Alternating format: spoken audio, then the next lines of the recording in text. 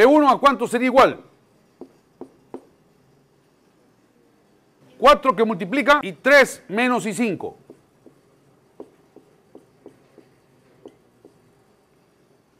B2. 5 por y 2 menos y 5.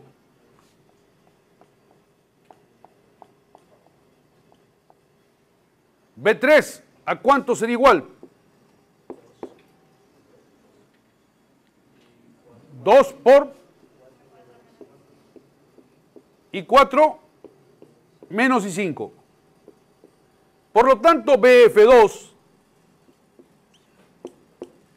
es igual a B sub 1, 4 por y 3 menos y 5,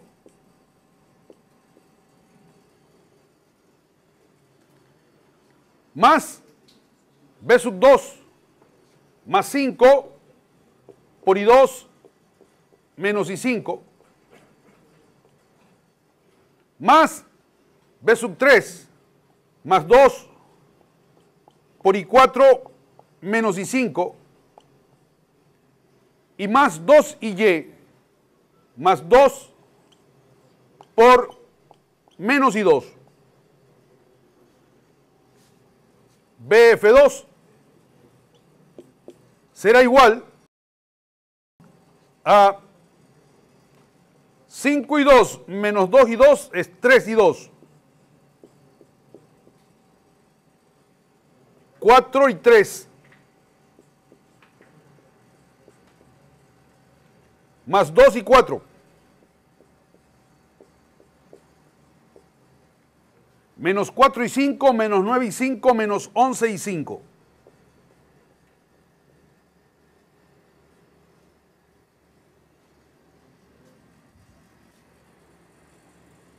Y la potencia solicitada va a ser igual a 20 que multiplica a 3 y 2 más 4 y 3 más 2 y 4 menos 11 y 5. Vatios entregados. Si realmente entrega o realmente consume, dependerá de los valores numéricos de las corrientes de mallas involucradas en esos cálculos. Ahora sí, terminemos de contestar la pregunta que hizo su compañero hace un momento. Dice, ¿qué sucede si existe una resistencia aquí en serie con la fuente de corriente? Si nosotros tuviéramos aquí la fuente de corriente y la resistencia, una resistencia R. Bueno, para el planteamiento de las ecuaciones, ustedes pueden declarar redundante a la resistencia R. Declarando redundante a la resistencia R, van a llegar exactamente a este sistema de ecuaciones de aquí. En el momento en que van a responder la pregunta, ¿cuál es la potencia asociada con la fuente? Con esta fuente de aquí. Van a tener que hacer algo parecido a lo que hicimos nosotros hace un momento, cuando solamente teníamos la fuente. Sumar voltaje. Por ejemplo, ahí tomando la malla número 5 para sumar voltaje. Pero debemos incluir en la sumatoria de esos voltajes a este voltaje en los extremos de la resistencia. Porque si no lo incluimos, estamos calculando mal el voltaje en los extremos de la fuente y estamos cometiendo un error. Recuerden, la resistencia es redundante para el resto de la red, para los cálculos en el resto de la red, pero no si el cálculo involucra a la fuente. Para el cálculo del voltaje en los extremos de la fuente, tienen que reincorporar a la resistencia. El tercer método generalizado que vamos a presentar aquí es el método de las tensiones en los nudos. Tomemos un ejemplo para presentar el método de las tensiones en los nudos.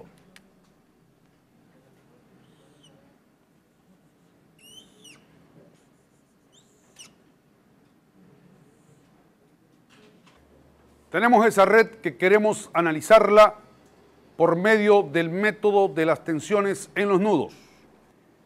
El primer paso es identificar a los nudos principales de la red. ¿Cuántos nudos principales existen en esa red? Empecemos por aquellos sobre los cuales no tenemos duda alguna. Ahí tenemos uno. Aquí, este central, 2. Aquí, este otro, 3. Vamos a la parte superior de la red. Este punto de aquí está al mismo potencial que el punto de acá y está al mismo potencial que el punto de acá. Todo esto forma un mismo nudo principal. Por la parte de acá abajo, este punto está al mismo potencial que este punto y al mismo potencial que este punto de acá. Todo esto forma un mismo nudo principal. Así que tenemos 5 nudos principales. Una vez identificados los nudos principales, hacemos la elección del nudo de referencia. Habrán ejercicios en los cuales el nudo de referencia ya está identificado y ustedes tienen que respetar esa elección. Pero en casos como estos, en donde el nudo de referencia no está asignado, uno lo escoge. Realmente pudiera ser cualquier nudo de la red.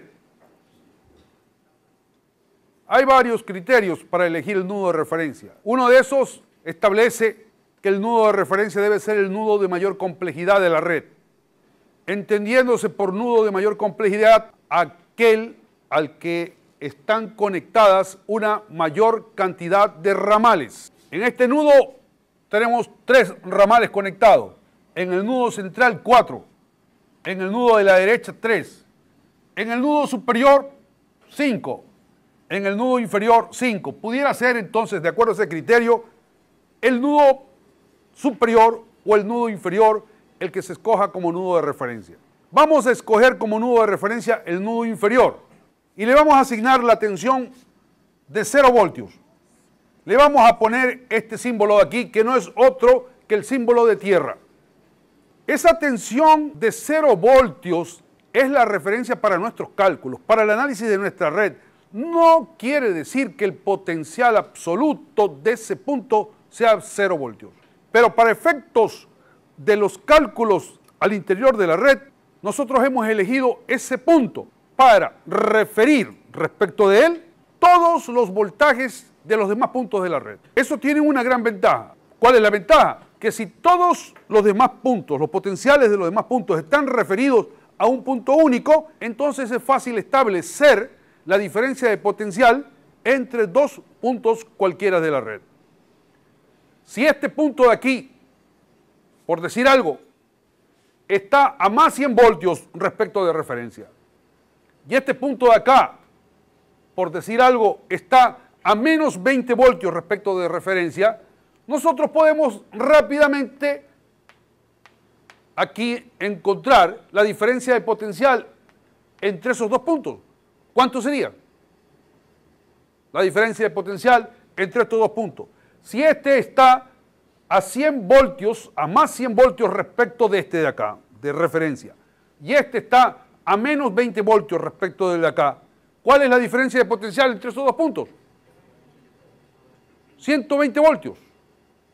Es 120 voltios la diferencia de potencial entre los 2 puntos. Así que tiene esa gran ventaja. Y a nosotros lo que nos interesa es los cálculos al interior de la red. Y para facilitar esos cálculos, tomamos ese punto como punto de referencia, el nudo de referencia de la red. A los demás nudos les asignamos tensiones arbitrarias. B sub A, B sub B, B sub C, B sub D. Y vamos a plantear ecuaciones de corriente en cada uno de los nudos principales de la red, con excepción de referencia. Si hay n nudos principales, Vamos a plantear entonces n-1 ecuaciones de corriente. ¿Qué decíamos cuando presentamos el método de las corrientes de rama? Dijimos que en una red eléctrica el número de ecuaciones de corriente linealmente independiente que se pueden escribir es igual a n-1, en donde n es el número de nudos principales que existen en la red. En aquella ocasión dijimos nosotros que el nudo en donde no se plantea ecuación de corriente es cualquiera. Ahora aquí también vamos a plantear n-1 ecuaciones de corriente. Pero a diferencia del método de las corrientes de rama, aquí en el método de las tensiones en los nudos, no es cualquier nudo el que no se considera para el planteamiento de ecuaciones de corriente. El nudo en donde no se escribe ecuación de corriente es el nudo de referencia. Vamos a escribir ecuaciones de corriente en los demás nudos de la red. Y vamos a hacerlo paso por paso. Vamos a definir corriente en cada uno de los elementos. Corrientes arbitrarias. I sub 1, I sub 2, I sub 3, I sub 4, I sub 5, I sub 6, I sub 7, I sub 8. Y escribamos las ecuaciones de corriente correspondientes. En el nudo principal A, tenemos 40 amperios llegando. I1 saliendo, menos I1. I2 saliendo, menos I2. I3 saliendo, menos I3. I4 saliendo, menos I4 es igual a 0. En el nudo principal B tenemos I1 llegando, más I1. I5 saliendo, menos I5. I7 saliendo, menos I7 es igual a 0. En el nudo principal C tenemos I2 llegando, más I2. I5 llegando, más I5. I6 saliendo, menos I6. I8 saliendo, menos I8 es igual a 0. En el nudo principal D tenemos I3 llegando, más I3. I6 llegando, más I6. 25 amperes saliendo, menos 25 es igual a 0. Esas son las ecuaciones de corriente linealmente independiente que nosotros podemos escribir. Si intentamos escribir una ecuación de corriente más en esa red, el sistema de ecuaciones va a ser linealmente dependiente. Una vez obtenido ese sistema de ecuaciones, vamos a expresar a cada una de estas corrientes en términos de las tensiones asignadas a los nudos. Para ello, nos vamos a apoyar en la ley de las componentes. Según la ley de las componentes, la corriente es igual a voltaje sobre resistencia. Como el recíproco de la resistencia es conductancia, podemos escribir también que la corriente es igual a conductancia por voltaje.